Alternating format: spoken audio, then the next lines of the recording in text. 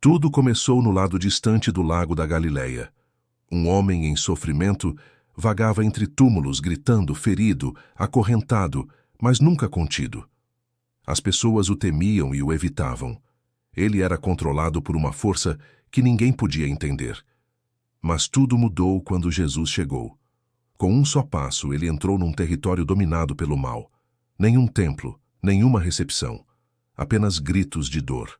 O que se seguiu foi um confronto direto entre o céu e as trevas. Muitos demônios, uma manada de porcos, um homem liberto e uma cidade dominada pelo medo. Essa história revela o desespero do mal e a autoridade absoluta de Cristo.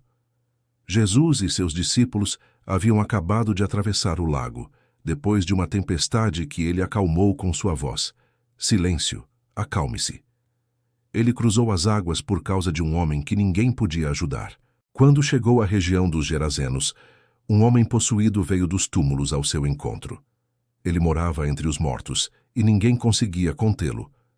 Muitas vezes fora acorrentado, mas quebrava os grilhões. Dia e noite vagava, gritando e se ferindo com pedras. Era um retrato vivo da destruição que o mal causa. Um homem vivo entre os mortos, prisioneiro do próprio tormento. Mas Jesus cruzou o lago por ele.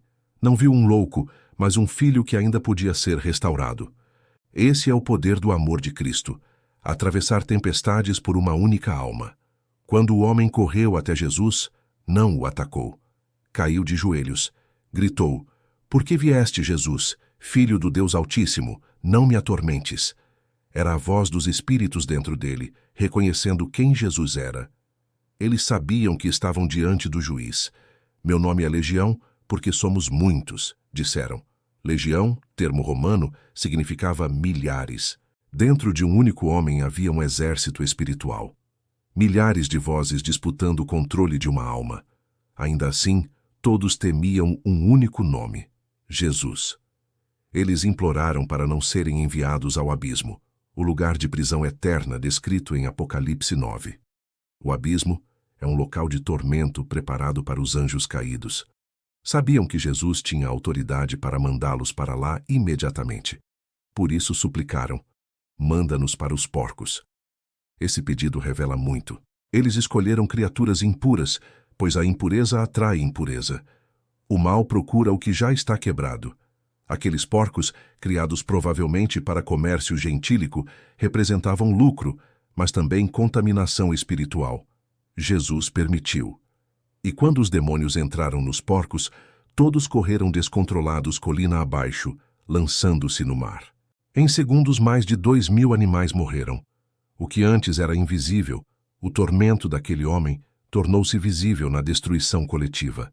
Mostrou o verdadeiro destino do mal: ruína. Os demônios destruíram os porcos, como destruíam a alma daquele homem. É isso que o inimigo faz: rouba, mata e destrói. Os porcos não suportaram o peso espiritual e escolheram morrer. O homem, quando liberto, sentou-se calmo, vestido e em paz. Essa é a diferença entre estar dominado e ser restaurado. O mal promete liberdade, mas leva ao abismo. Jesus traz vida verdadeira. Ele liberta o corpo, cura a mente e restaura o propósito. Os cuidadores dos porcos correram e contaram à cidade. Quando os moradores chegaram, viram o homem liberto, o mesmo que antes aterrorizava a todos, sentado serenamente.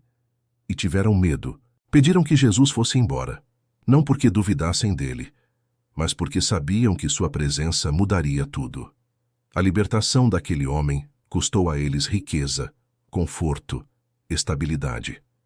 Preferiram manter seus demônios do que perder seus lucros.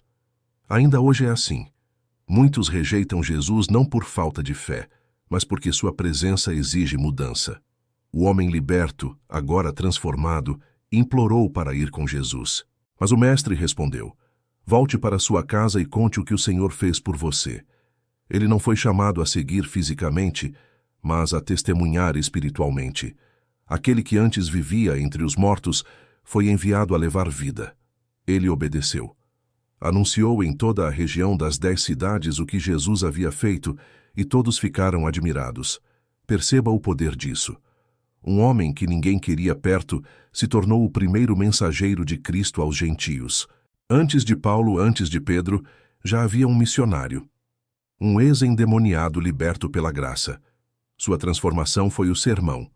Ele não precisou de teologia, apenas de um testemunho vivo. É isso que Jesus faz. Transforma vítimas em vozes, dor em propósito, ruína em missão. Essa história vai além de porcos e demônios. Ela fala de nós. Fala das correntes invisíveis que ainda nos prendem. Culpa, vício, medo, solidão. E mostra que Jesus ainda atravessa mares para nos libertar. Nenhuma escuridão é profunda demais. Nenhum grito é ignorado. As lições são claras. Primeira, o mal é real. Espíritos malignos existem e agem, mas tremem diante do nome de Jesus. Ao nome de Jesus, todo joelho se dobrará. Segunda, Jesus veio para libertar. Ele atravessou uma tempestade por um homem que ninguém queria. Ele ainda faz isso. Se atravessou o mar por aquele, atravessa qualquer distância por você. Terceira, a liberdade tem um preço. A cidade perdeu seus porcos, mas um homem ganhou a vida. Jesus muda estruturas, abala zonas de conforto e desafia o que é impuro. Quarta, cuidado para não afastar Jesus. Os gerazenos viram o poder e pediram que ele fosse embora. Muitos fazem o mesmo hoje, preferindo o conforto do pecado à transformação da presença divina. Lembre-se, manter suas correntes custa mais do que deixá-lo entrar. E quinta, a sua história tem poder.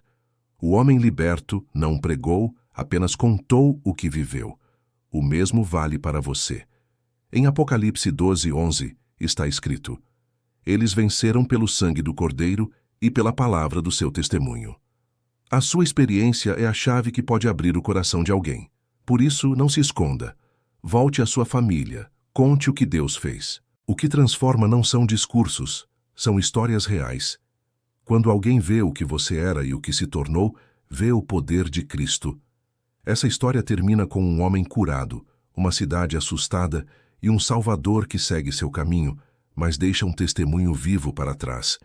Mesmo longe, a voz daquele homem ecoava: ele me libertou. Cada pessoa que o via lembrava: aquele que vivia entre os túmulos agora caminha entre os vivos. E hoje, essa mensagem continua a mesma. Jesus ainda atravessa tempestades por pessoas presas, ainda dá descanso a mentes perturbadas e ainda liberta corações dominados. Se ele foi até aquele homem entre os mortos, ele também vai até você. Então pergunte a si mesmo: existe alguma área da sua vida onde você permitiu que a escuridão permanecesse? Uma dor antiga, uma culpa constante, um hábito que te prende? Talvez você tenha se acostumado ao barulho e à dor como o homem entre os túmulos. Mas escute, nenhuma corrente é forte demais, nenhum abismo é fundo demais, nenhum pecado é grande demais. Quando Jesus chega, até uma legião se cala. Ele veio para libertar, restaurar e devolver propósito. Tudo o que o mal tenta destruir, ele reconstrói.